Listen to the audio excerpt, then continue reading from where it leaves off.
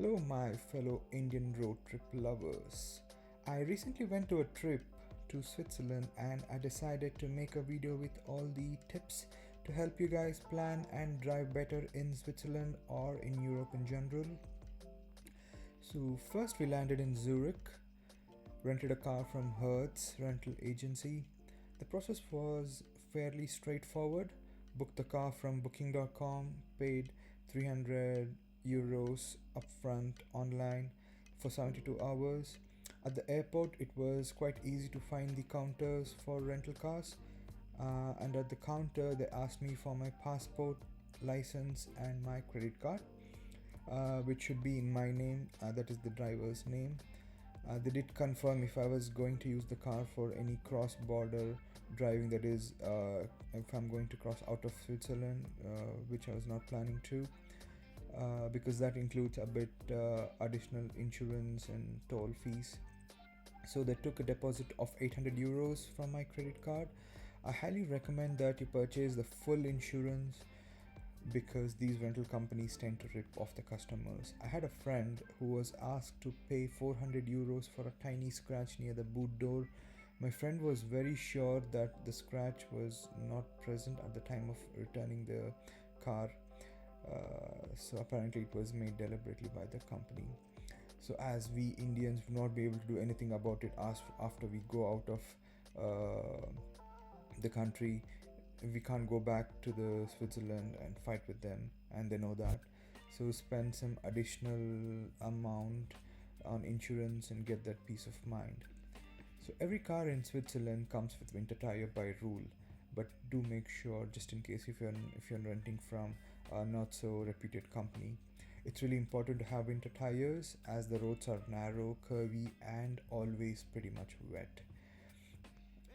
Everywhere in Switzerland and all the time. So the roads are definitely in good conditions, but the most dangerous thing called sleet, which is thin ice on the road forming, it's not visible but it's there and much more slippery than snow on the road. So in some hilly areas there could be narrow roads and curves could be scary as they do not have any barrier to them, so do not ever push your luck. But in general there is strict rule of speed enforcement or Switzerland, so definitely the curves and the hilly areas will have a very slow speed limit, so you'll have very good drivers, as in no one will overtake in the curves or hilly areas or in the narrow roads for that matter. In terms of my challenges that I faced was, for the first time I was driving on the right side ever in my life. So I got confused initially for a couple of hours especially at the intersections where there would be many lanes, and I used to have tough time deciding way ahead which particular lane I should be taking after I completed my roundabout or the intersection. So sometimes the junction could be a bit crooked, as in it's not exactly four-way direction. So sometimes I used to miss a turn. But it's better to be safe than sorry. You could always find another roundabout, come back and to your intended road. You would lose some time, but it's good as long as you're safe. Another challenge was to identify the correct exit lane while I was in the highway. So the highways have a speed of over 100 miles an hour. So if you had to exit your city, you need to be in the rightmost lane. But sometimes there would be two exits within short distances, so you need to be sure that if you want to be in the rightmost lane or the penultimate lane. I highly recommend the GPS that comes within the car, built-in GPS, not the ones we use on your Google phones like Google Maps, because you need to make split-second decisions on the highway, and having the screen visible to you in the car would definitely be a good help. Or you will end up going another 10 miles extra, which is not so bad either. But if that happens more than 5 to 10 times in a day, it could be quite annoying. So always keep an eye on the boards which point to the exit, and be ready. Also, sometimes the exit will be on your left lane, so you need to see the overhead boards, which say exactly which lane you need to be to go to the particular city. There are hundreds of tunnels, and it's not easy to have sense of direction inside the tunnels. For example, we were going to Interlaken from Veggies, and happened to take a tunnel, but we figured that the tunnels were pointing towards Zurich, whereas which is exactly opposite to that of Interlaken. Um, anyway, so as long as you follow the boards and direction of your Google Maps, it should be good.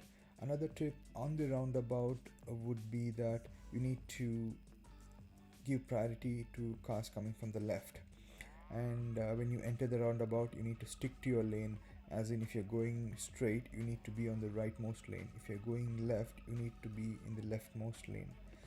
So about the parking, I would say we found a lot of parking quite easily because we were in Switzerland during January, which is the lowest season of the whole year. There are large parking lots in usually in every tourist spots. However, it could be a bit too expensive. So in rainfalls, we had to pay €7 for 3 hours, that is 700 rupees. In Veggies Hotel, they didn't have a designated parking, but they did charge us €15 to park in a reserved hotel reserved parking for 24 hours. In Interlaken, we were charged around 2 euros or 200 rupees per hour. So you can imagine you'll be easily spending 20 euros per day for parking itself. And in Zurich, I'm sure it'll be even higher.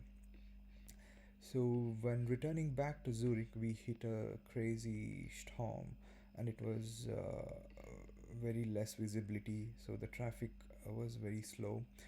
So do plan way ahead when you have to give back your car, or you have to catch your flight.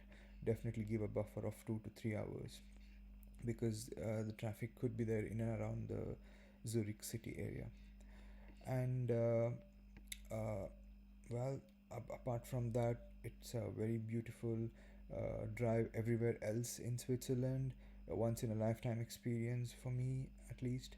While another tip about parking in the airport when you're giving back the rental car, make sure you take the P3, because there are multiple parking areas. You don't want to end up in a wrong parking and then pay for the parking charges just to exit and entry for no reason. Alright, I guess that'll be all. If you have any questions, do put in the comments, and please subscribe for more of such contents. Thank you.